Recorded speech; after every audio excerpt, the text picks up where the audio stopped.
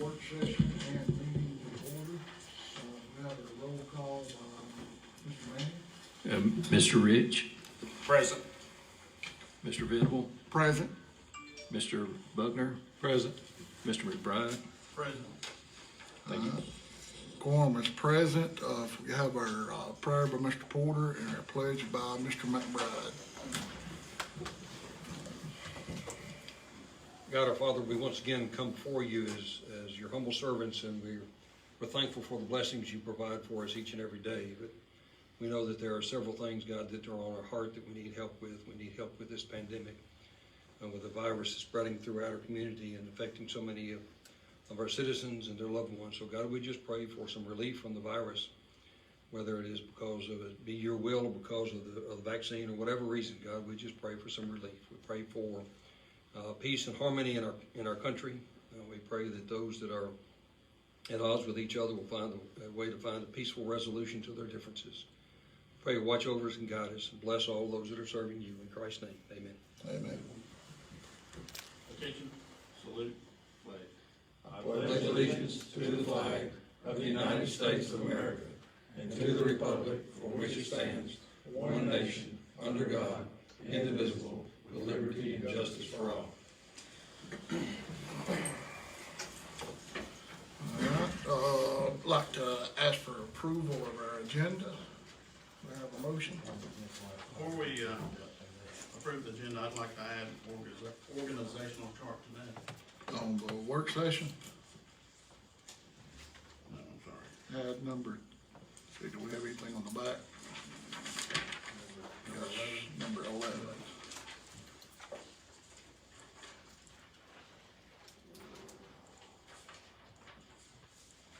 Is that the only change?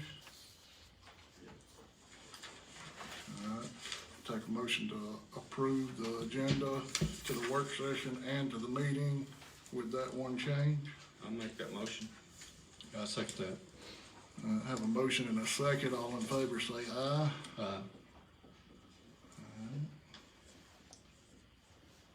We have one person signed up to speak, Lynn Washington.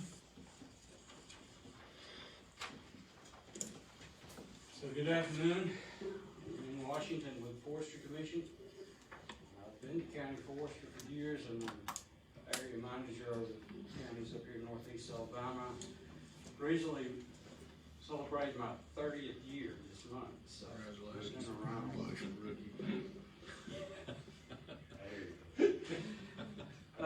During those last 27 to 30, I've been here in Scottsboro, and I raised my family here and enjoyed living in Jackson County. During these years, the Forestry Commission has always worked well with the County Commission, going way back to Easton Kennemer, and all the way through, like Sadie Bynes. And also a lot younger when I worked with Mr. Kennemer, I looked up to him. I sort of considered him a mentor and a man of integrity.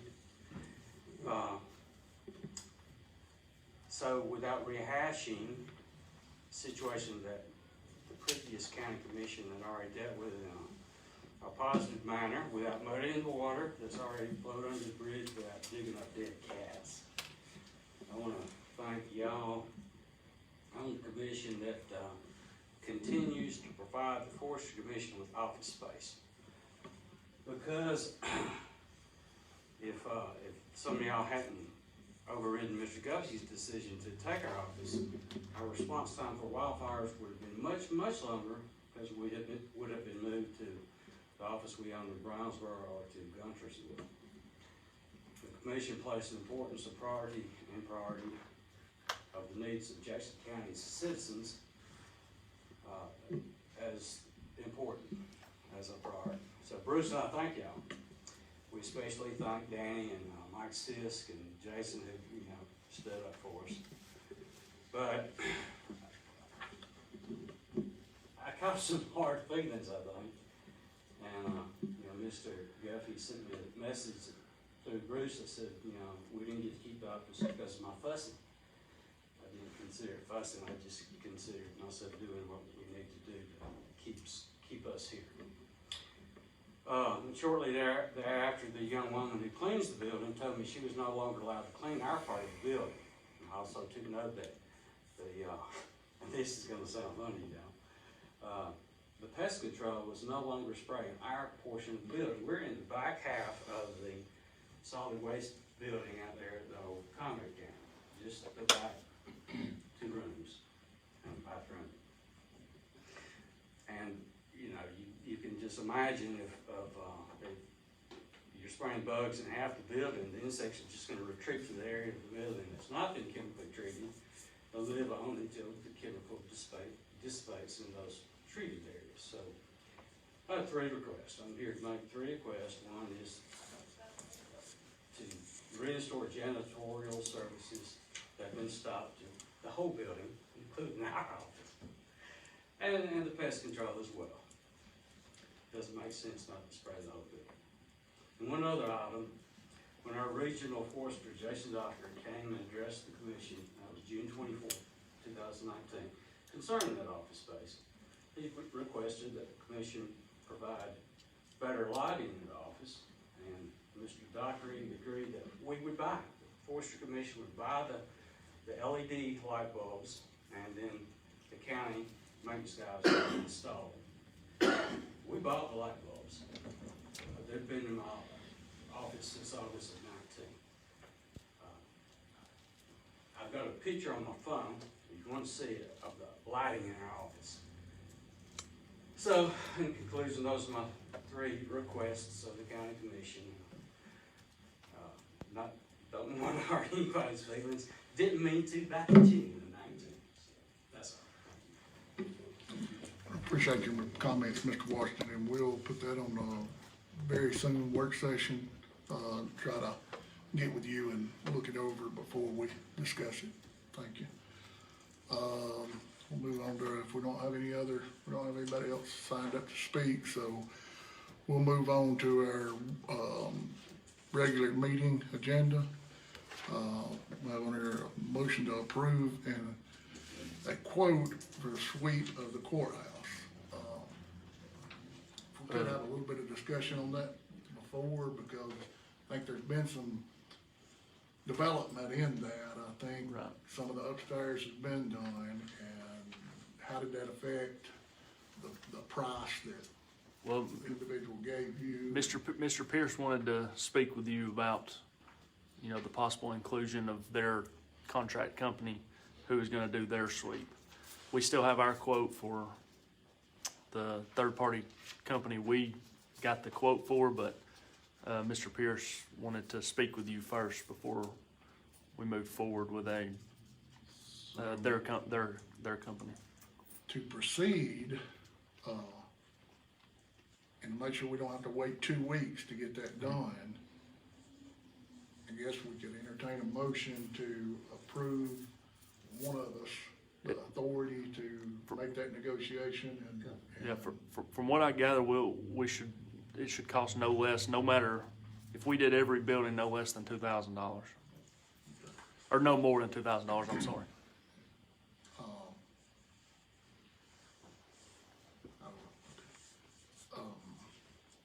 How's the commission want to proceed with this? And so just for clarification, Mr. Pierce is already contracted this, or he's wanting to include his office with a different contractor From my understanding, under our, that Mr. Venable, you had told me that the district attorneys and judges had a contractor in line. Yeah. I do not know who that company is, That was, but, Mr. Porter, do you have any enlightenment on this? I just know that they had contacted a person to come do a sweep of the courthouse, or the courtrooms and their facility, the judges' facilities. Okay. But that's all I know about. I don't know who, I don't have their name or. I reached out to Mr. Pierce today, but he's in grand jury, and he said he would like to speak with you about it. What you can do is, if you want to proceed, you can vote to proceed to include the entire courthouse, up to and including the entire courthouse or a portion thereof, and then authorize Mr. Venable to. Plus 2 other facilities? Or Public Works is all I've, one other facility? yes, one other facility. Okay, well, county facilities and all county facilities up to and to include, and then that way you can and negotiate up to the entire, all the county facilities. Can we get a motion to proceed in that manner, or how does the commission want to handle it? I definitely think we need to go forward with it, because this needs to be resolved. Sooner than later. So I'll make the motion that we go forward with the motion to, have the building swept. And I need you, Mr. Venable, to get in touch with Mr. Pierce to determine what it means for the upstairs. And so, I know that's a terrible motion, but did we get all that in? And I'll second what AJ said. So to clarify, we have a motion to allow the District 2 Commissioner to proceed with sweeping of the entire courthouse, up to the sweeping of the entire courthouse and the Public Works facility at or below the price that. I have a motion and a second. Can I get, everybody in favor, say aye. Aye. Everybody against? Motion carries. All right, we're looking at a motion to approve the purchase of metal detectors for the courthouse security that is aging at best. I'll make that motion to approve the purchase of metal detector for the courthouse security. I'll second. Motion to the second to approve the purchase of the one that we have the flyer on in there. Yes, the flyer, what is it? The Motion by Mr. 6800 or Rich and a second by Mr. McBride. All in favor? All against? Motion carries. Motion to approve obtaining a quote from the tree removal at Council on Aging. We've had, one person look at that. It's well below the minimum requirement for bid specs and everything, so, I guess this would just be a motion to advertise for or solicit for bids to do that scope of work. Remove one tree and the brush and, everything from that one tree. I'll make that motion.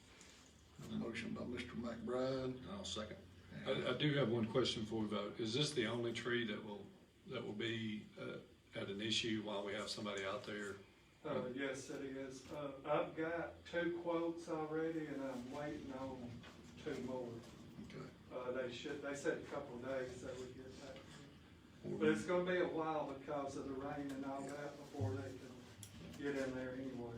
Well, we're under no time restraint on that since it's, well under the minimum, so we could approve that at the next, 2 weeks from now, the next, and we'll have that on the agenda for approval, if you can get as many quotes as you can between now and then.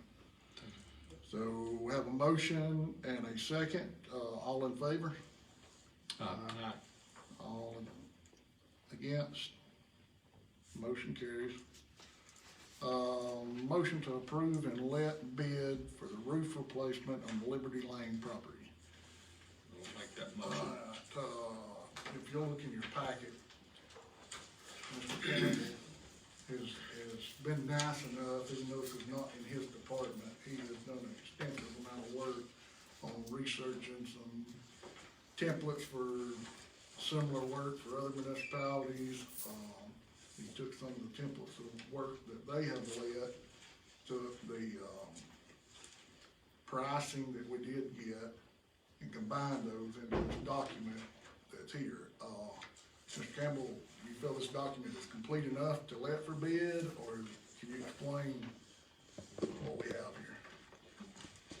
Thank you, gentlemen. I would like to disclaim a couple things, as Mr. Venable alluded to. It's not my area of practice. And the second thing, I'll put this together hurriedly, okay? So,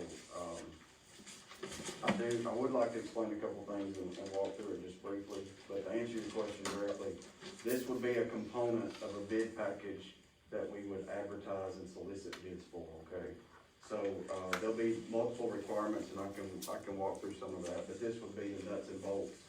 And what our goal was to have in front of you about the actual work to take place, the scope of work, and then a bid item sheet, which you'll see in the latter part of this. So just looking at this document, and everyone should have this in your packets hopefully, it talks about, description of work, execution, the nuts and bolts on how to remove and replace, and then, lastly in there is an itemized list of work on the items that we would expect work on. But before we get into that, I wanna look at page 6 and 7, and you'll have to count because this will be part of a bigger package. And I wanna explain the way we arrived at this. Number one, we started with the product to be applied to the roof, which would be the shingle. So starting with a local retailer whom we have confidence in, and speaking with them about which brand to basically spec, that's what's listed on page 6. And the option is listed there too, or an approved equal. So that particular brand or approved equal is where we would start, and a lot of the specs was basically build off that manufacturer's recommendation on how to install, what type of underlayment to use, what to do in the eaves, rakes, edges, etc. And then 7, it talks about a color, which would need to be selected by the county, and then also as an option to hopefully stay local from a retailer within Jackson County or other county approved source. So it don't necessarily have to stay local, but some representative from the county can pick the color and that source.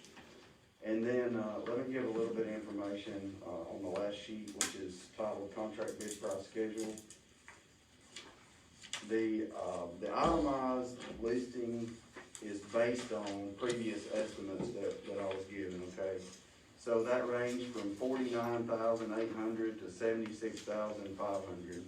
The 76,000 price tag was much more descriptive and much more itemized. So it did lack, however, units with its quantities. So I did some educated guessing, hopefully, on if that was 230 squares or 230 bundles. I called it bundles, Mr. Hannibal, but that's something we would need to finalize before this is advertised. So some of these quantities and possibly the units could change, but the quantities were based on what we felt was the most complete estimate that we had submitted to us back when this was first considered.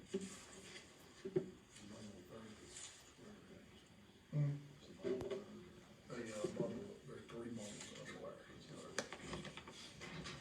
I think that's the high spot, so if there are any questions, I'll do my best to answer.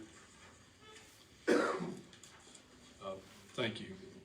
Well, I have one question. Okay. How much more would have to be done to this for us to actually advertise, solicit, and entertain bids? So we need to compile an advertisement, which would need to advertise for 3 weeks, consecutively ran for 3 weeks. Then, in that advertisement, we would announce a time and place that we would open bids. So this would be a package, this would be part of the package of all the things I'm about to mention. So that advertisement, then we would have a bid bond requirement, okay? At the time of the opening, we would verify a bid bond, then hopefully we could make an award to the apparent lowest bidder to be confirmed by this body. Then we would have a performance bond that would be required along with a payment bond. Once the apparent low bidder was awarded a contract and those things were secured, and he was proven to be a licensed general contractor in the state of Alabama with general liability insurance and work comp insurance, then we could award the bid and they could do the work. And then as long as we satisfied advertisement upon completion, I think that would satisfy it. So all those items I just mentioned would need to be put together in a packet. We would solicit most likely contractors, and then we'd also advertise if anyone's interested, they could pick up that complete packet with all those items I just mentioned. Did I answer that your question? Yes. So we have, I guess, 2 options. This is incomplete. We don't have everything we need. So we can table this item until 2 weeks from now and look at the full scope and, the advertisement and everything. Yeah, I mean, I don't say that this is a complete product. please review what you have, and redline, I welcome all the red lines. There's a little lot of them around, but, we'll compile it and put a complete package together and whatever we can do to help. We'll table this, I'll take a motion to table this item. I'll make a motion to table. Mr. Rich, that's to the next meeting, 2 weeks Yes, from today, 2 the weeks from today. 24th. And I'll second that. We have a motion and a second, all in favor, say aye.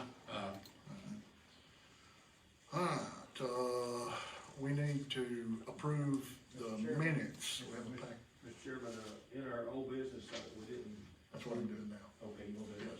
Okay, Yes, so- in your packet have several minutes from 3 or 4 different meetings. We can take those one of, or we can combine, take a motion to combine and approve those minutes.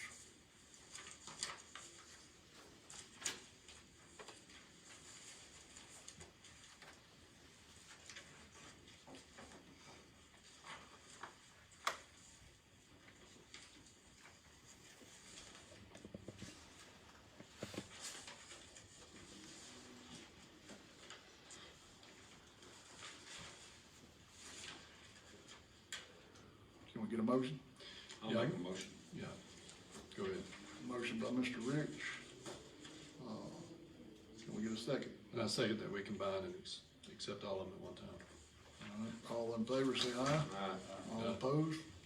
Motion carries. All right, we'll move into our discussion items. This, an ideal I had, future presentation of work session items. The chairman and pretty much always presented the, work session items. I know in some other counties, they have a podium, the department head that this affects, or, you know, the item is in, presents it from the podium, allows us the opportunity to ask questions. They're more knowledgeable on the subject than I would be, especially if I'm not here 8 hours a day every week. So I just wanted y'all to consider maybe we start doing it that way. Would that require us to change anything in our, I don't think so. I was just looking at the policies and procedures that the commission adopted. I think for a work session, I think you're good to go, just like you said. All right, so just to be clear, Justin, if Rocky's got something he wants to present, then during the work session, he'll present it. We go through question and answer. instead of now there would still be some stuff some things that'll have to be presented by, you know, one of us or whoever, but, since I'm not here all the time, it's hard for me to get caught up on everything, and it allows all of us to hear the information at the same time. I think we would get better information that way. Yeah.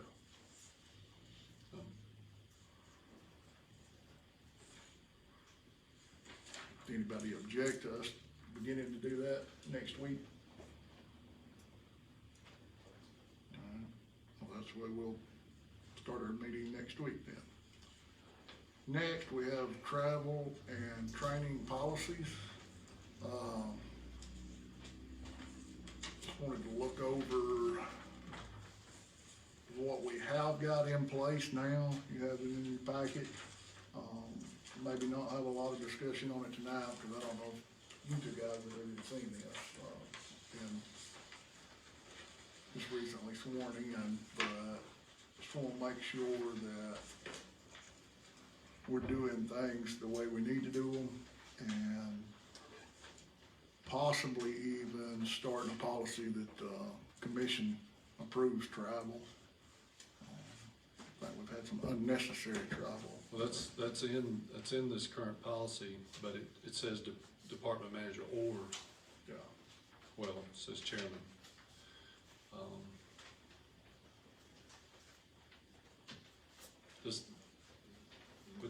Does that create an unnecessary burden on, I mean, is there any quick travel that So how would we handle, I got to go to Dallas County in the morning for, I mean, is that, Yeah, I'm speaking more on, continuing education type of travel.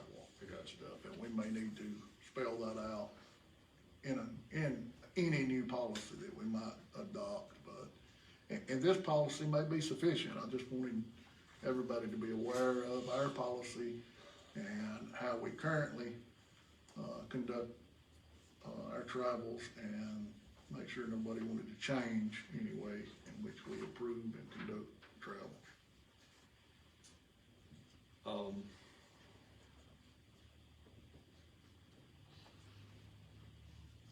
Can we open that up to the floor? Yeah, I mean, Is there any suggestions that you guys have that you would see where the current policy could be improved upon? I would just say that, that would probably be more applicable to travel that would create a lodging problem where you have to Correct. stay overnight. that's what I was Yeah. alluding to. Anything else is usually a work hour trip. Right. With COVID and everything, I mean, most of the time now they're doing online classes and virtual meetings and stuff, but yes, that definitely needs to be addressed by the amount of people, the number, or persons going. I think the good rule of thumb is, go do what you gotta do, and let's make sure it's applicable, not. Not a vacation.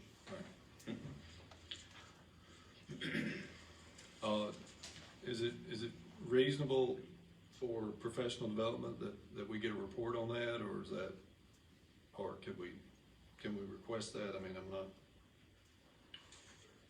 Sure, when they get back, sure, you can request it. No, I think that might be a good add. Agenda or something. Yeah, I mean, what did you get from that? I don't know. Well, yes, We're actually supposed to turn in an agenda, along, with your times and Right. all of that stuff in the packet together. That's supposed to be done now. So at any point in time, instead of just the person that signs the check wants to see it or view it, you should be able to. Okay, that's good. no further discussion on that item. You can take what we have, read over it, just make sure you're comfortable with it. Any changes, we can request it to be on a work session in the future. I just wanted to bring it to everyone's attention. Number 3, we have COVID-19 leave policy. I don't know if we have a copy of the email that we received from ACCA. We had an email from ACCA that spelled out some requirements. And the way that we currently treat our leave is above and beyond those requirements. Ms. Willis can probably fill you in a whole lot more than I can. But I just wanted to make sure everybody was up to date on the way that we currently handle and make sure that you're comfortable with the way we handle it, or if it needs to be addressed. Ms. Willis, you want to fill us in on that? So we are going above and beyond what the law requires, and when the pandemic hit, the commission at the time made the decision to pay administrative leave for anyone that we requested or required get tested and be quarantined. One of the reasons, I believe, is because the amount of turnover that we currently have with all the new employees coming in, they didn't have enough sick time or time to carry them through a mandated quarantine, which left them in an unpaid status. So that was, I know, one of the reasons that was discussed, but I'll be glad to answer any questions that you may have about that. The email from the ACCA that spelled out what we had to do, what does this say is the minimum requirement? It says in most places, the results in absences being treated as either sick, annual, or administrative leave as appropriate. So I think what they're saying is if you had a policy that as of December 30th, 2020, you may want to renew that. Is that what you understand, Mr. Porter? That's my understanding. The original act passed by Congress expired at the end of December. That mandated how many days you were required to allow employees off. Well, the county has exceeded that, has never gone by that in a positive way, that let employees off and paid them much longer than Congress required. But in order to continue to do that, it would be a good idea, in my judgment, I think for auditing purposes, that the commission say we're going to continue that even though the federal statute expired on December 31st. So the commission should probably take some action to say we're going to continue with that policy that has been in effect. So if the commission's in agreement, I could put that on the next regular meeting for an approval of Right. a resolution stating that. I think Michelle or I probably have more information about that if you have any questions. She's been on top of this since the beginning. We've had lots and lots of discussions already about this, how we can accommodate our employees. To me, one of the unknowns since March is how it's changed. I mean, by the time you write a policy, it's obsolete, and so, I mean, who knows what the future's gonna hold, but, so, okay. Sadly. Yeah. Okay. We'll have this on the next meeting. If there's no objection.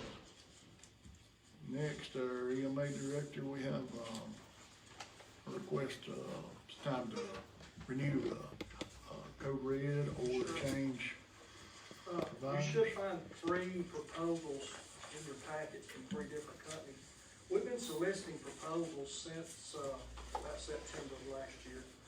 And the reason we started all this is every once in a while, you want to revisit the things you're paying for because technology changes. And there's some things that you can do for less cost than you used to. So that's the first reason. We currently pay $15,000 a year for Code Red. All the proposals we've received so far, each and every one of them show an average savings from 15 up to 50% of that cost, for not only just the same service, but actually more bells and whistles that are actually useful to us. I know y'all know that there are 2 of us down there. When we're working storms, all 4 hands, and Rocky can attest to this, 4 or 5 feet are pretty busy. The other problem that it's an issue, it's a concern of mine with Code Red, is we've had several neighboring counties go away from Code Red. They went in together and got a group price with a 4th vendor that we're waiting on a proposal from. And when they contacted Code Red to cancel the service, then asked about the data on the subscribers, Code Red told them that's our data, that's not yours. And they hold the data so close to their chest that if I get a call from someone at Pisgah who says, I've changed my phone number, or I've moved and I need to modify this, I can't modify it. I have to send that information to Code Red, and they have to do that. All these other companies have assured us that that data is available for us to edit, because that happens all the time. People change phone numbers now, and then they wonder why their weather alert didn't go off, because we're depending on somebody in another state to do that. Where if we have the opportunity to do that here, then they can hold us accountable for that. So, one of the other companies there that we've been very interested in, the Genesis Corporation. A lot of you know we are responsible for sounding the sirens in the county. Now, we don't own the first siren in the county, but we're responsible for making sure that they're alerted. Genesis has come up with a proposal that for about $6,000, they will automate those sirens to where when the Weather Service issues an alert, that will automatically sound those sirens, and we don't have to manually get up and go spin those sirens up and make sure they sound, which saves time. And not only that, their service is about year to year half of what we're paying them, actually more than half. So we would like to be able to either move or stay where we are by March. So that's why we want y'all to have the information. That's your decision, ultimately what we do, but Kinda want you to know that there's some new services out there that do the same, if not more, than what we're paying for now for less money. So this Genesis would be both, it would be act as code red and also do the sirens as a. It is, the one-time charge that they set up an interface to where our siren system that we currently have would be sounded just like a code red alert on your phone. Okay. That's a one-time charge, and then after that, it's it's year-to-year subscription based. So help me with this, Paul. So you're telling me that when we go away from code red, all that data is gone? That data belongs to Code Red. Subscribers, phone numbers, addresses belongs to Code Red. They will not give that to us. So the data entry, will that fall on you or? Well, that's the good thing about it. We can do the data entry, but, they can also download a phone app, do it on their own. Folks that have still landline phones, some of our older folks that wanna call and sign up for this, we can still sign them up. We can do that. So nothing would change on that end, except that we would have more control over it. So I guess my concern is if we stop our subscription with Code Red, what's our lag gonna be till we're at comparable to that with whatever we're rolling into? That's why we feel it's kinda crucial to make a decision by March. Our current Code Red contract runs out in June. Okay.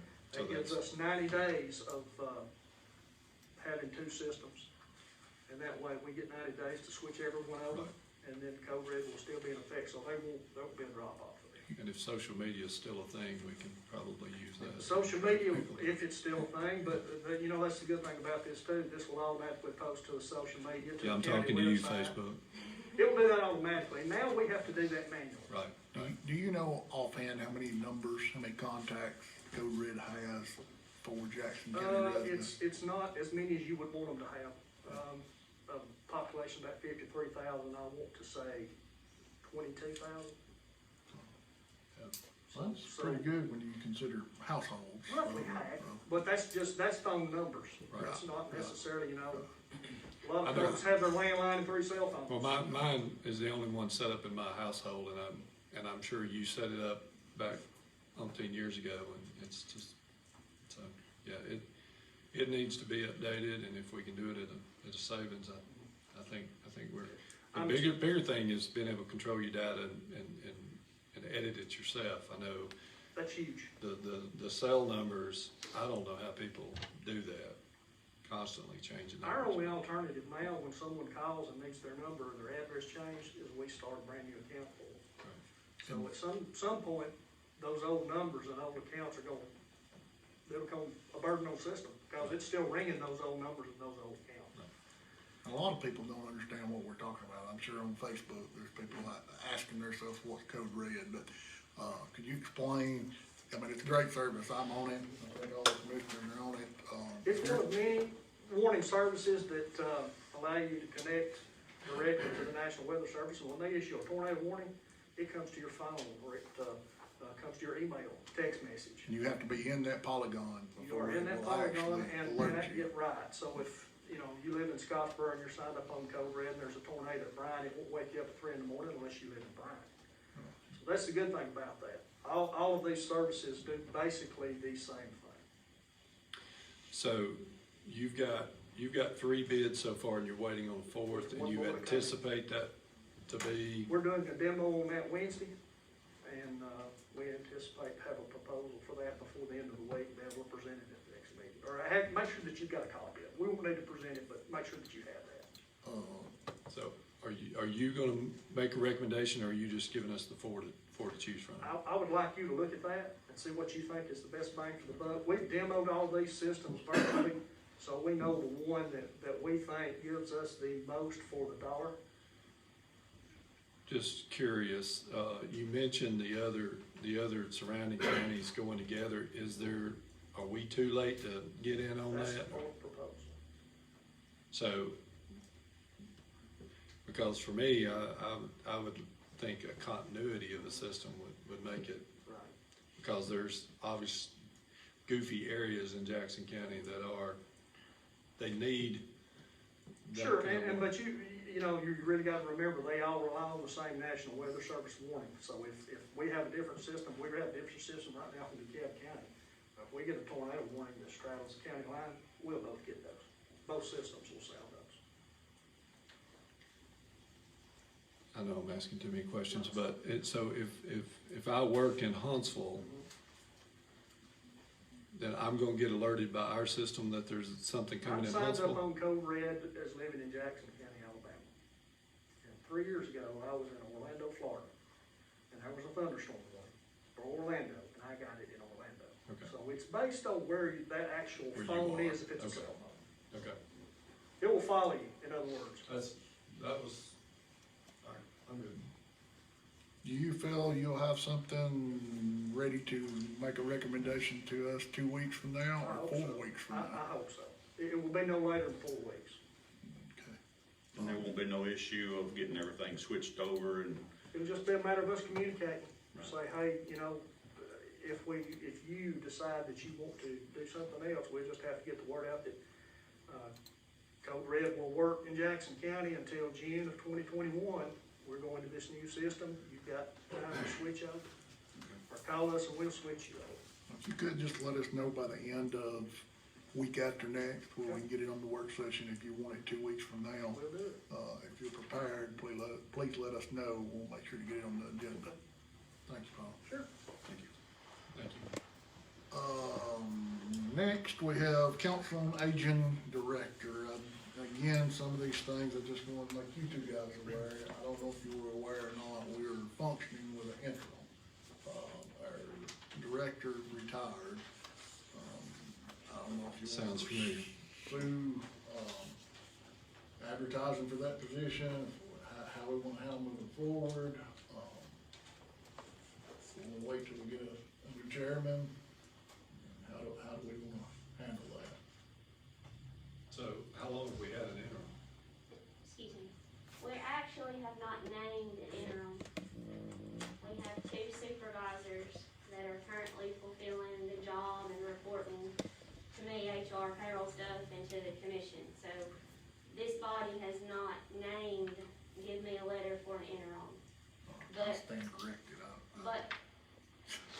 but the person that was in that position retired September 1st. So September 1st, and we've not named an interim. So how long would this process, if we posted the job, how long would that take? Well, I don't believe we're quite ready for, I think we need to have some discussion with the city of Scottsboro before we actually post the position, because they were paying Some separate. intertwining of some services and some Yes, sir. dollars and, some of that. I believe that needs worked out before we move forward. And then once we advertise, we would advertise for 10 calendar days, just like we normally do. So we need to, is that with the city council, mayor, who is it that, Yes, sir. We would need to, meet with Mr. McKinney. so the mayor? Somebody would Yes, get sir. with the Okay, all right. mayor. Okay, all right. You wanna take that project on? No, but, I mean, if you direct me to, I'll be, I would be tickled. for you to okay, take all right. that project. Yes, okay, all right, I can do that. I mean, the way it's been running now, is everything working fine? Are y'all working together, Larry? Yes, Any we are issues? working together, and as far as I know, everything's going good. We haven't had any complaints, you know, and getting all our monies in and money back to the county, so, Okay. yeah. Their There's still job- some learning to do as we go, cause we've been in that position since, I think it was around July 1st is when we started having to take over and do things. And it's learn as we go, you Right. know, for both of us. Actually, for everybody down there, because everything's, you know, changed for even the bus drivers. They're helping us, you know, take calls and all that stuff. So, A lot of the COVID, the bus route's not running, some of those staff have helped out with other things, so it's kind of just been like the team effort. And they have done a great job, you know, no complaints from anybody. Okay. So how big of a priority would you say this is? Are you talking to me? I think it should have been done a while back, but, you know, it's going good. I'll leave it at that, you know.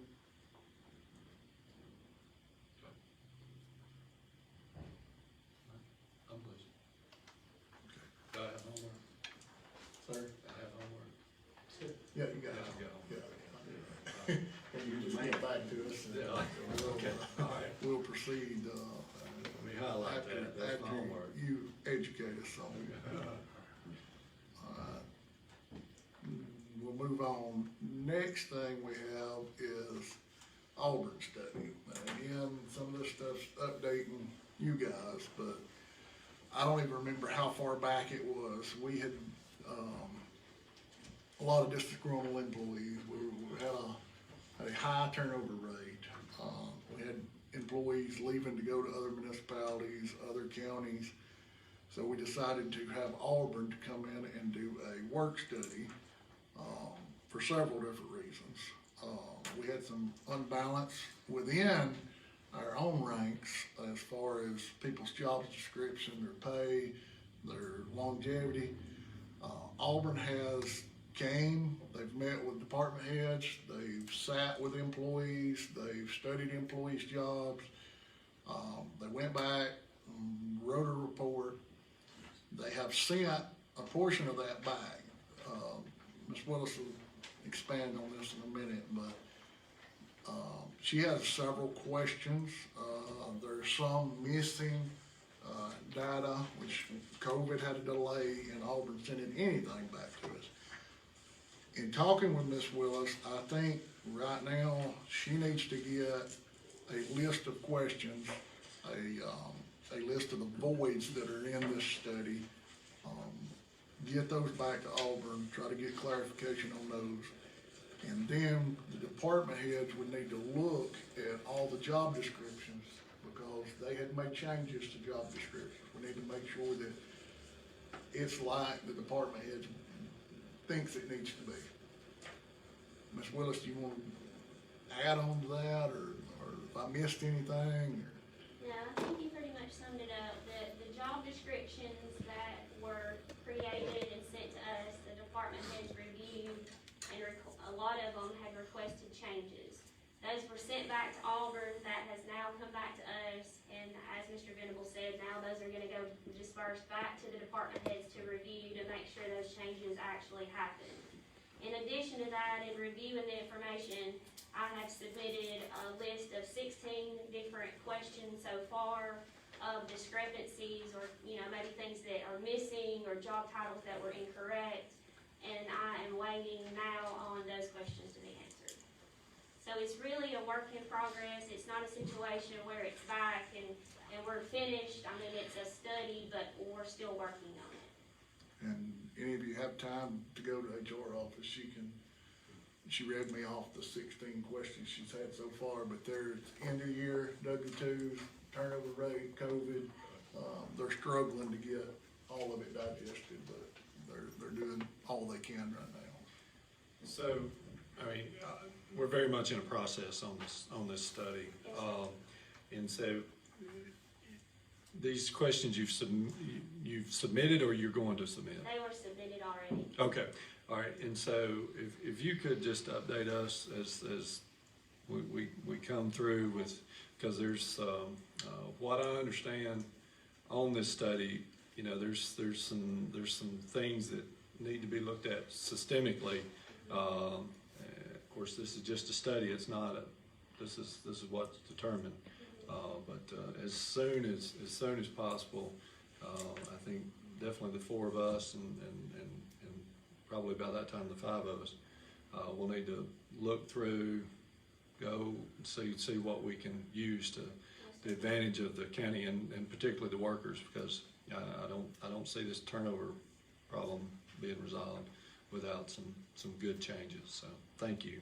Yes, You're welcome, and like Mr. Dimble said, feel free to stop by, I'll be glad to go through the information, through all of the 16 questions that I sent in, what's missing, anything that you would like to see, if you wanna stop in, I'd be glad to show that to you. Anything else from Ms. Willis on this issue? Next, we have local road resurfacing selection. Mr. Campbell, you back up. Thank you, gentlemen. So, as we discussed briefly,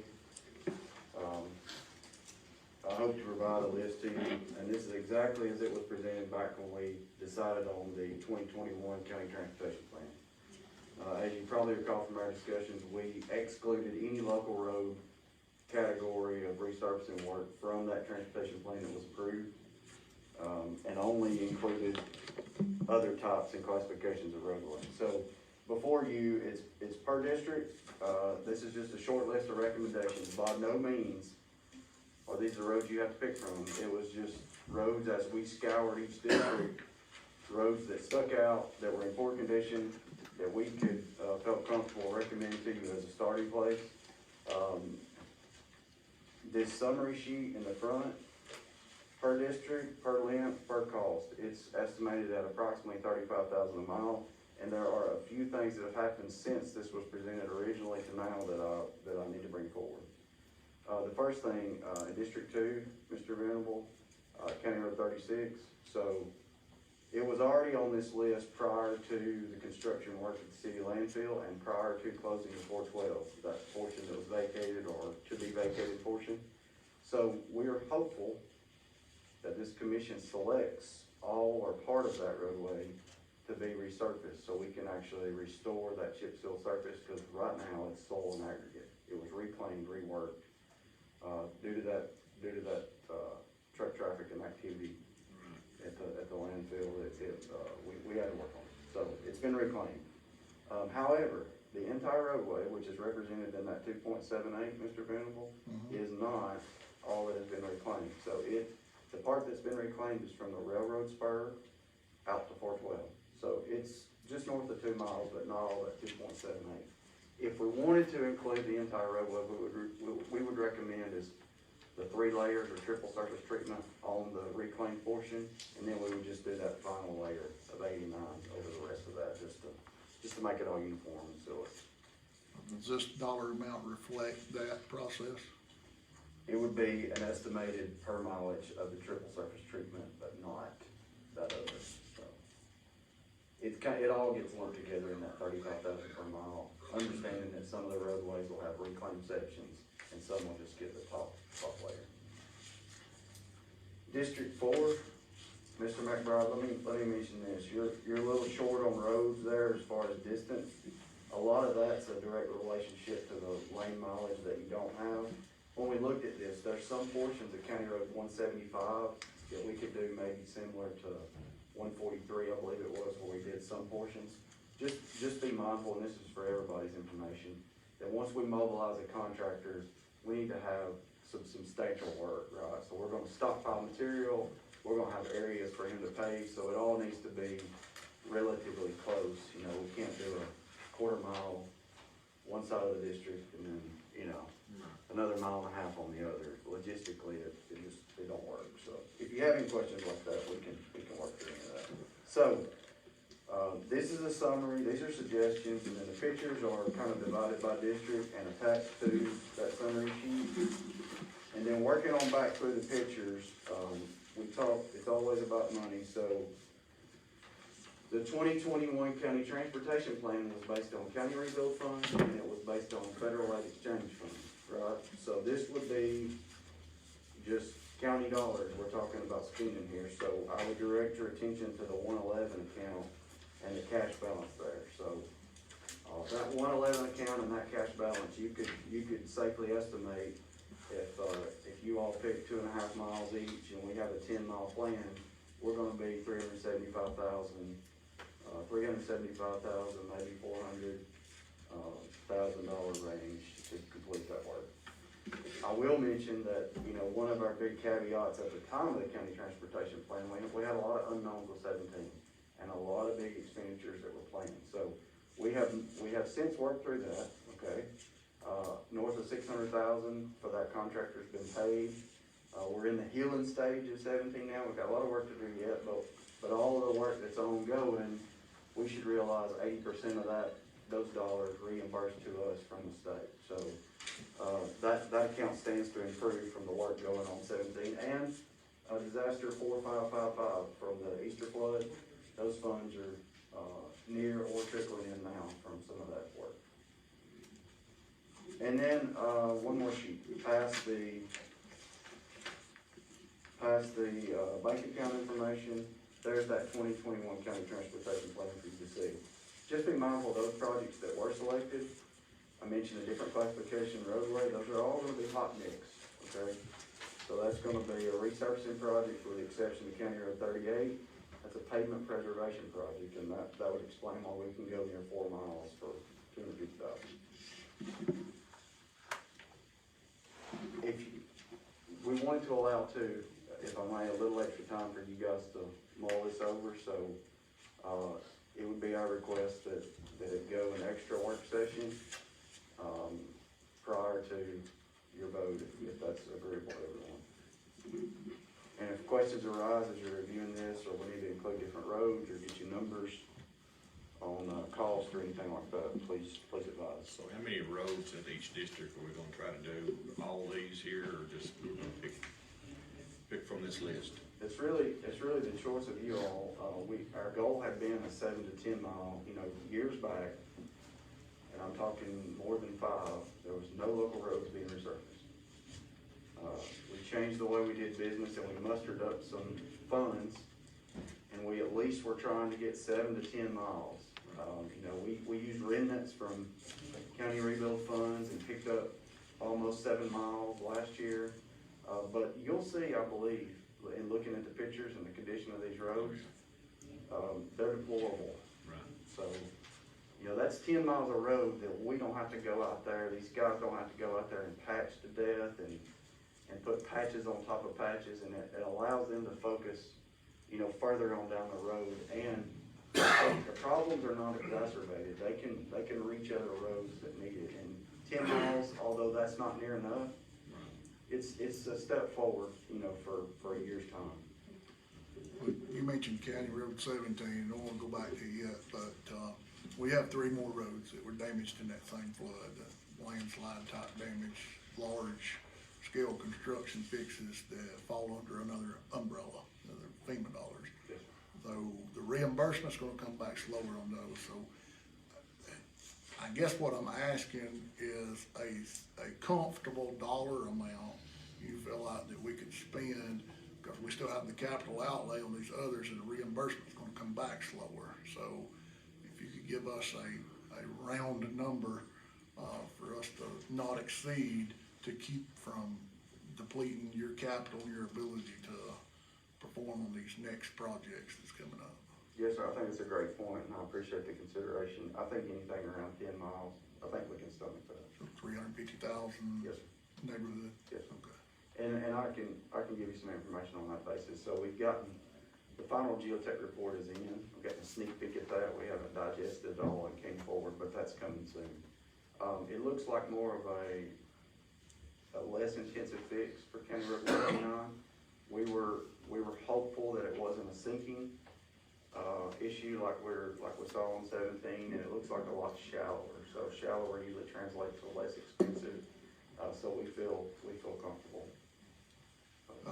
Circle back to County Road 17, could you update us on, we get 6 or 8 comments, maybe 20 comments on Facebook Live, and normally a third or more of those are County Road 17. So Okay, could sure.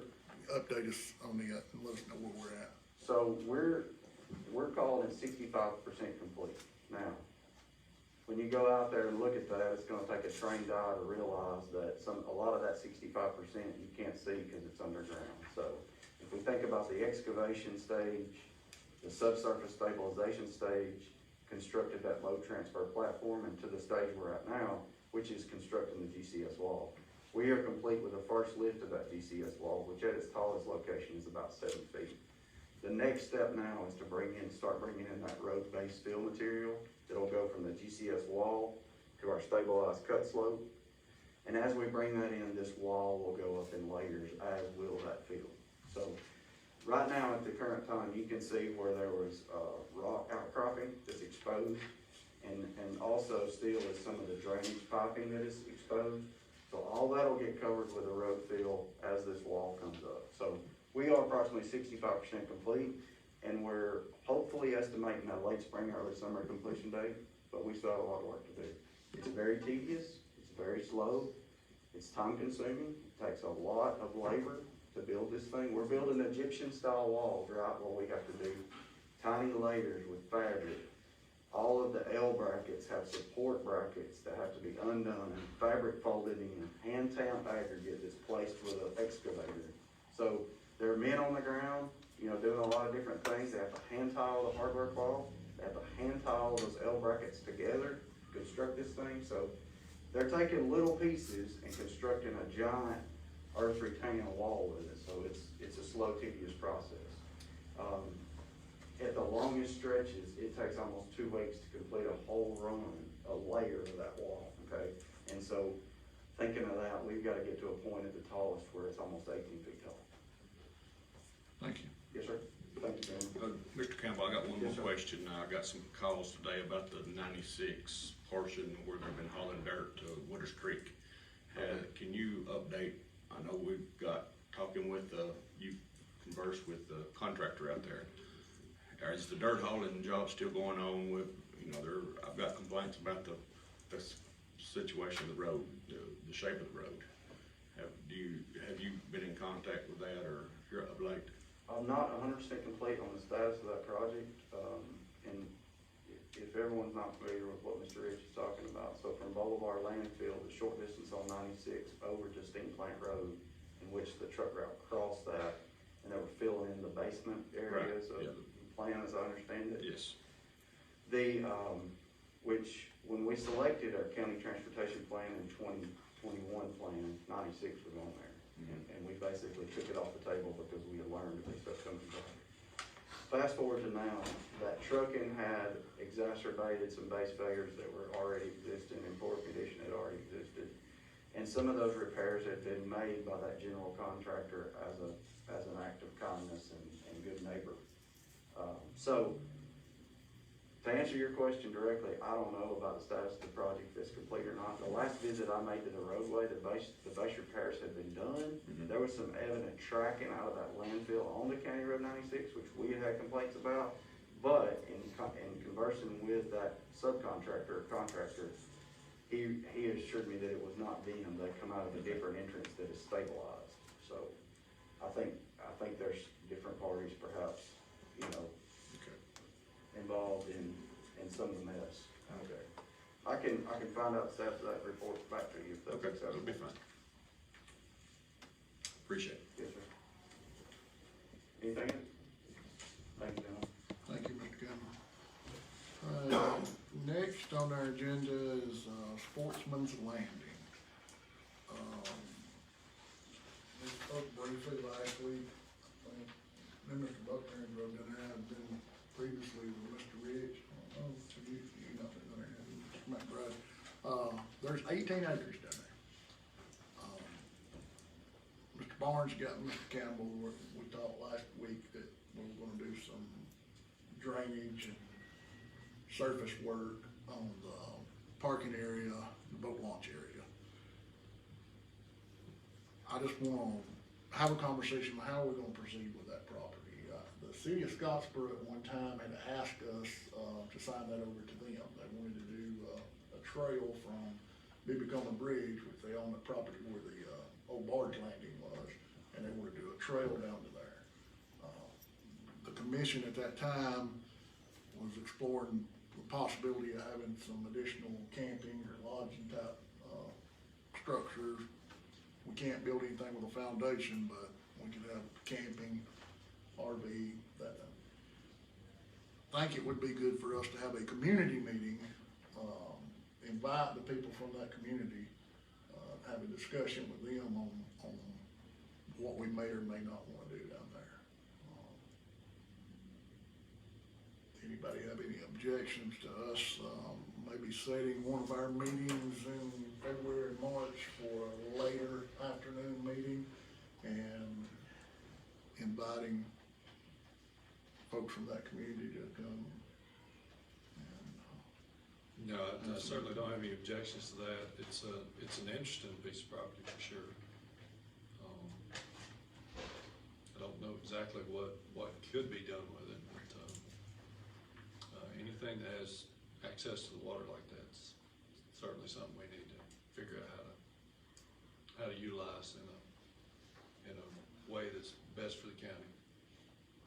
if nobody objects, I'm gonna put March on here, and we'll look at a date a little closer, see what works out best for.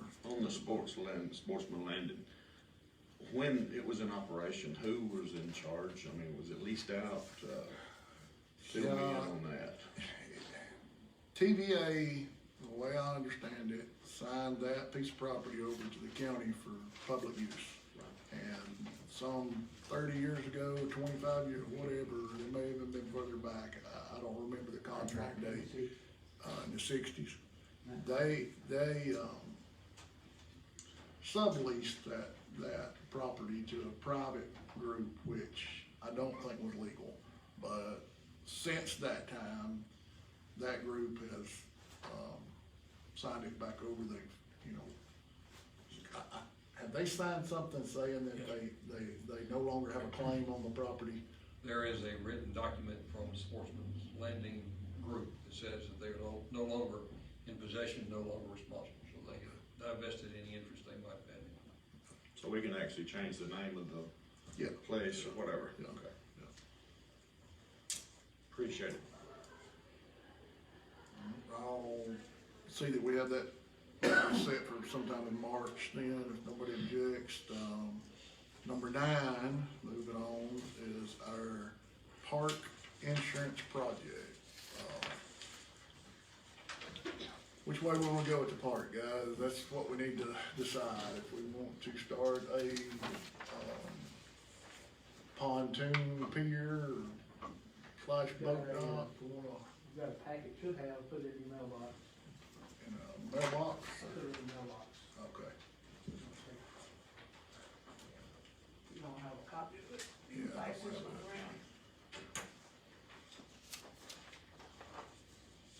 This is,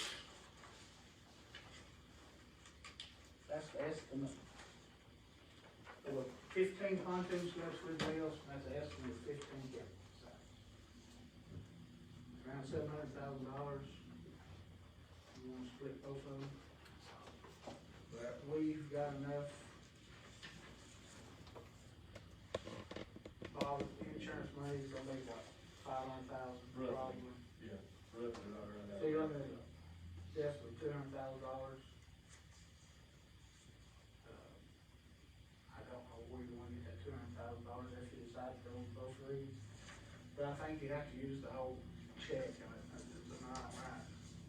Well, yeah, the way they worded that is it has to be in a capital improvement for the Jackson County Farm. You know, And they're paying us, they said that what they would do is the difference between the float and what they paid us on Dock B would be, as long as that amount was put forward into a capital project, that you guys could select what you felt was best in that. but as of right now, they're paying us loss of income, Right. right? Right. And me and Bob talked, and I think they're getting tired of paying us loss of income. Well, they just said They want it's us to make a been a decision. year now, coming up on a year, and they want, people make a decision on it because they feel like, paying loss of revenue for a full year, they've kind of done their part there, and they're kind of wanting a deadline on that. So depending on which way you guys decide to go, we might could just say, well, we would like to have it until this project is complete and ask for it. There's been a lot of things that's delayed everything, like we've mentioned, COVID and everything else that's happened this year, and a lot of things, even when I'm dealing with them, they're not in the office sometimes, and they get back with me on something. So everybody's been affected by this year, and everything's taking longer than normal. But you should have one of those in your mailbox. I apologize, I just took it in last week. But it should have a map with it showing you where the campground would go, the 15 spots.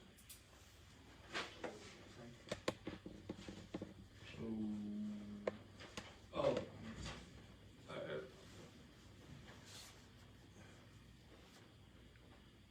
I know I'm combining two topics here, but last week we had a presentation, about doing an analysis on the park and the park properties.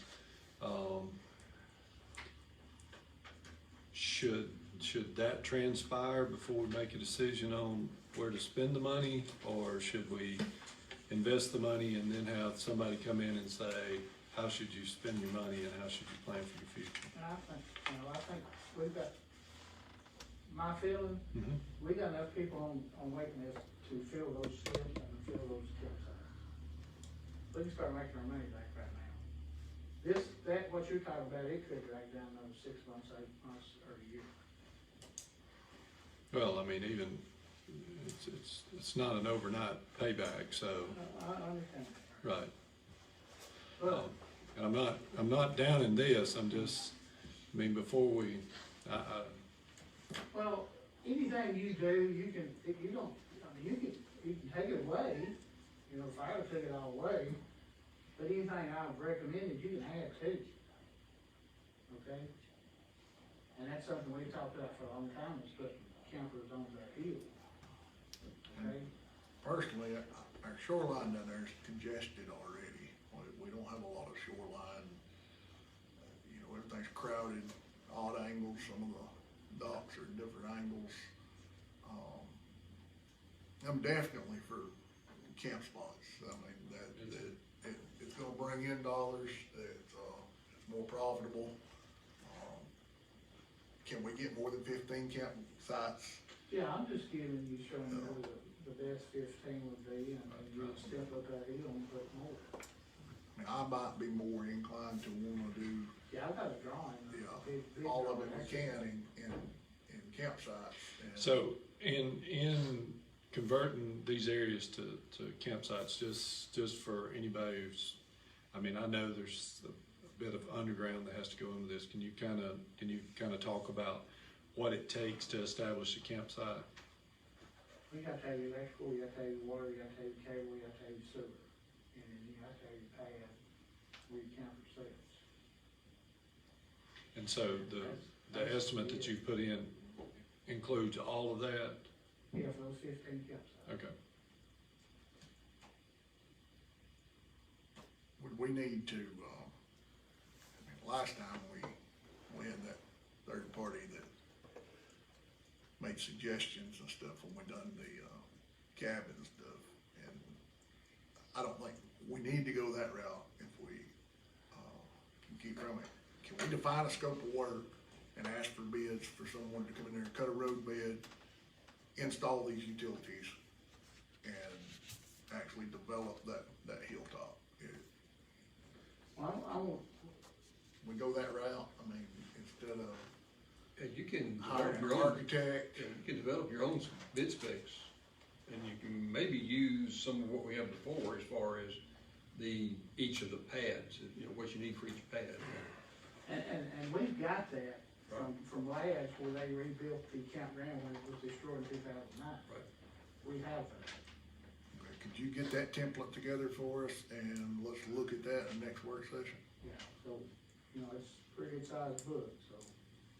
Okay, maybe, Find the book and, you know, and make copies. I think what Mr. Barnes is talking, you're talking about the whole contract with that, right? The big blue book? Yes. Yeah, okay, yeah, that has everything. Yeah, I'm not it's sure you need similar to what Mr. Campbell put together for our little bid roof. No, But it's covers Complete the state. scope of Yeah. electrical, water, power, roads, the whole. When we redone the campground, Lads, screwed it up, environmental, well, they didn't charge for a person to be over it, simply because I was there and I was there to be over it. Okay, so that saved the county $40,000 right there. So you really don't need nobody over it, you know what I'm saying? If you're there looking at it, making sure they're doing what they're supposed to be. And another thing, a lot of times, if you buy stuff and you buy it through, the county buys it and the contractor just uses it, you can take the sales tax off of it. That's a 9% fee. I guess you can do that. Right? Sure. That's a 9% savings right there. And that's what we normally do on contracts, is that the contract itself provides for that savings, that 9% savings. Okay.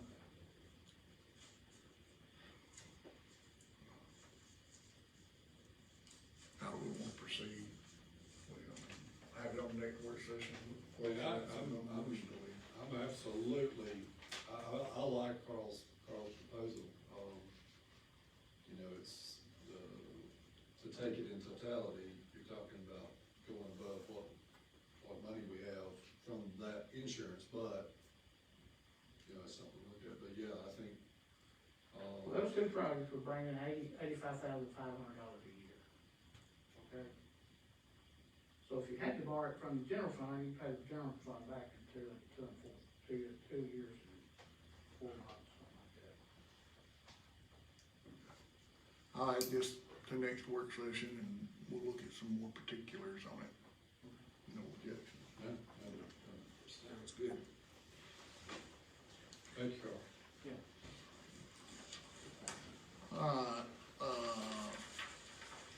well, the number 10, IT work order process we mentioned last meeting. Boardman, you got any suggestions on that? From my understanding, we want to get a process of maybe how some things, you know, get ordered and gets done around here, maybe with security cameras and security doors and stuff like that. We want to make sure that there's not one person making all those decisions and that it's run through the commission, you know, maybe the sheriff's office. As it stands right now, the sheriff's office is included heavily with who is allowed in each door with each badge. The security committee made that decision, that the sheriff would have final say on whose badge was entered in there. So I don't know if that's something you guys want to add to your list that you want in the approval stuff. I know we want to run stuff like any upgrade to security cameras, any camera relocations, any new locations, and any security doors, badge doors entry. I know that's things we wanted to add to a list, that it's not just one person requesting it to me and you know, making it happen, that it's something that's brought before the commission. Yeah, I don't think the commission's at all concerned with, you know, you change down a keyboard or a monitor or Right. something Yeah, of that nature. We're more concerned with cameras, placement of cameras, moving of cameras, the readjustment of angle of cameras, that type of thing. Anything that has to do with the camera, anything that has to do with the access to the cameras. I know the EMA, the sheriff's department, and of course security has access to cameras. And the sheriff's office had actually been left out in some of the new ones, and we're working to rectify that now with our the dispatch. And then, again, like I said, any access, like changing areas of keypads, you know, Yes, sir. card readers, that Yes, type of thing. Anything else? Think anything else that? I don't mind to get this all on paper, you know, get it to y'all this week, or if y'all want to do that, and I can help add other things that come up. If you wanna get us something together, we'll have it on next work session as well. It's not something I feel like we need to do immediately, but I think we do need to have something in place, I agree. moving forward.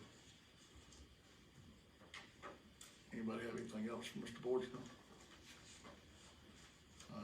Last agenda item, for a work session is, organizational chart.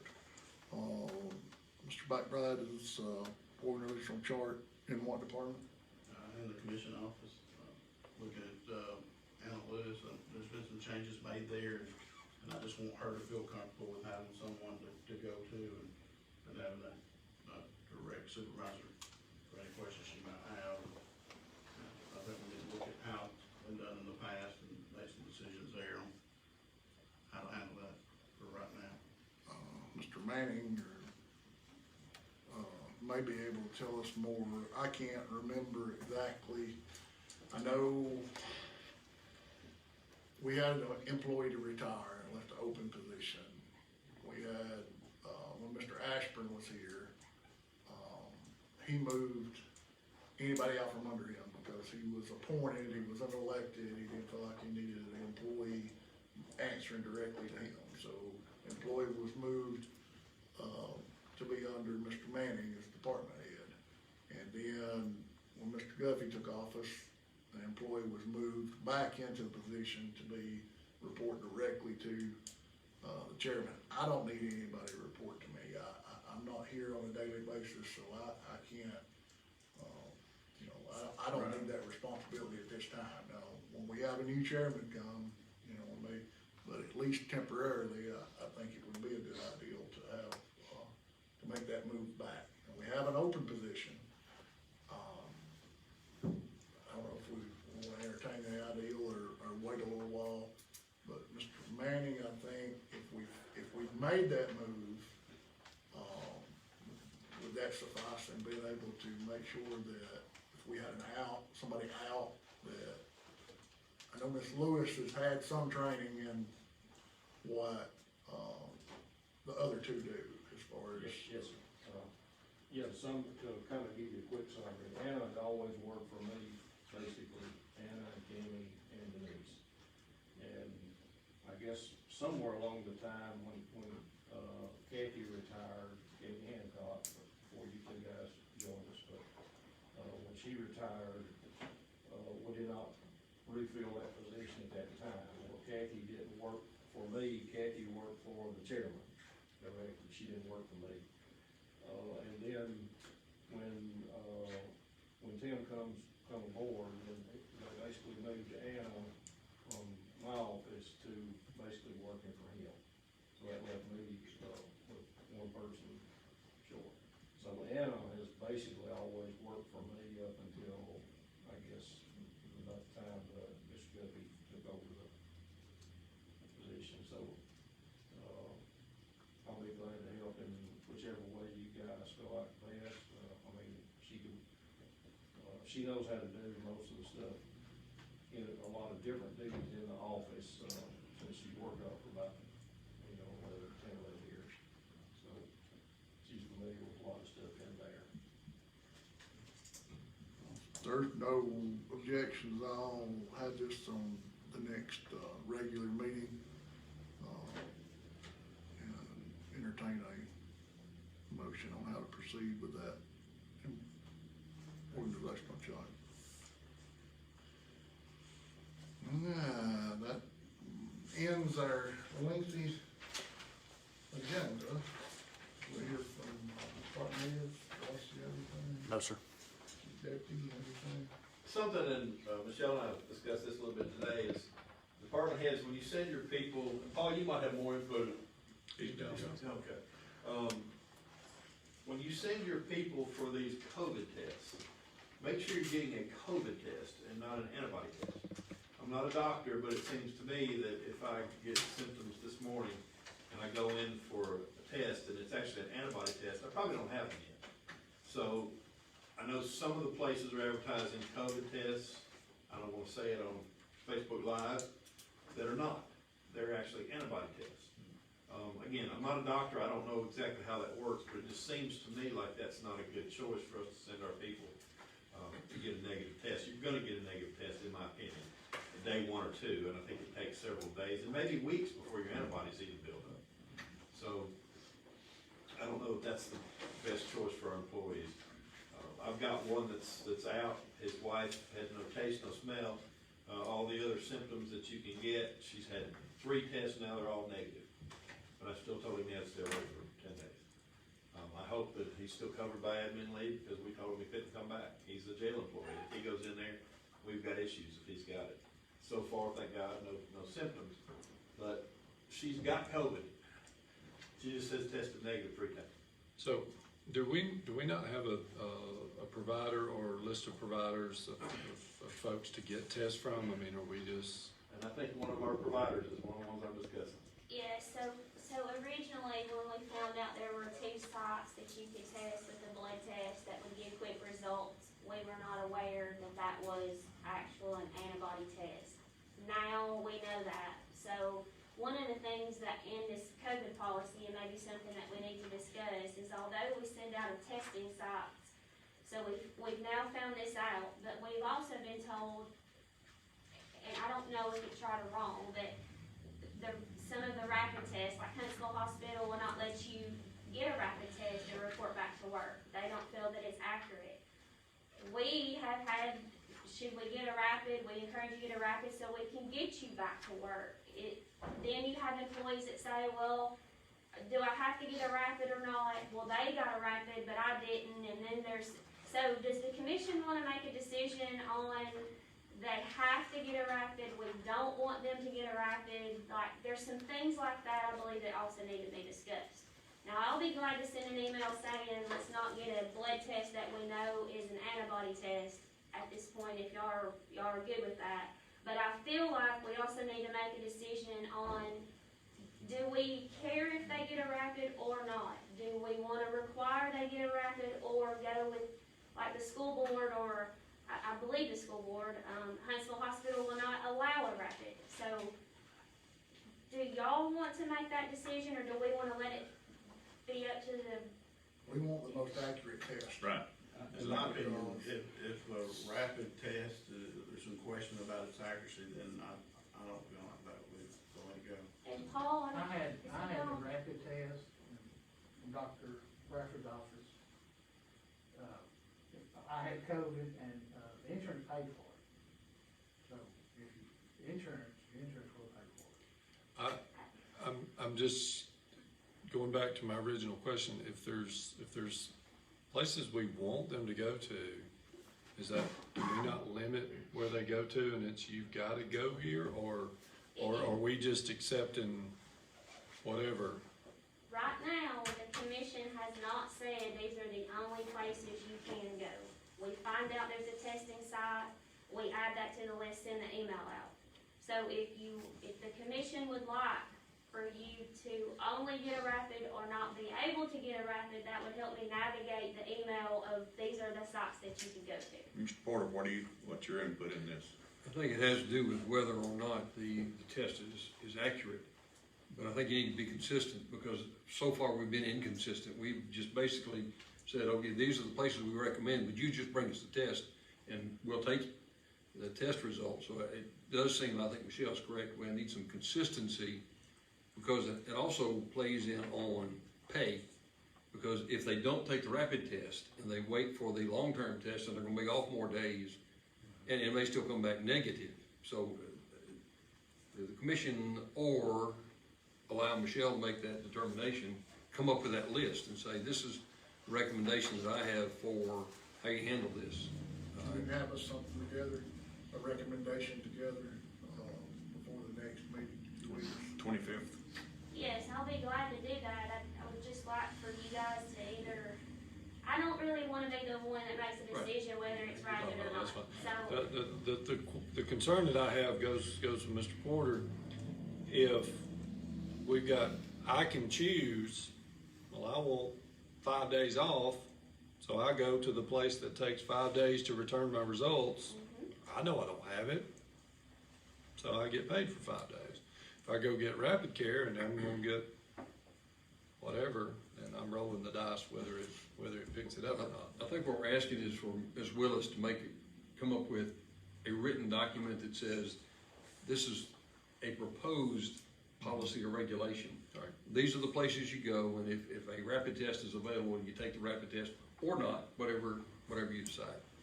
But some consistency. But I think consistency is the key, because based on where I go get my test, I can have 5 days off with pay, or I can go right back to work. right, and we've had, Mr. Duffy had requested that everybody get a rapid, if at all possible.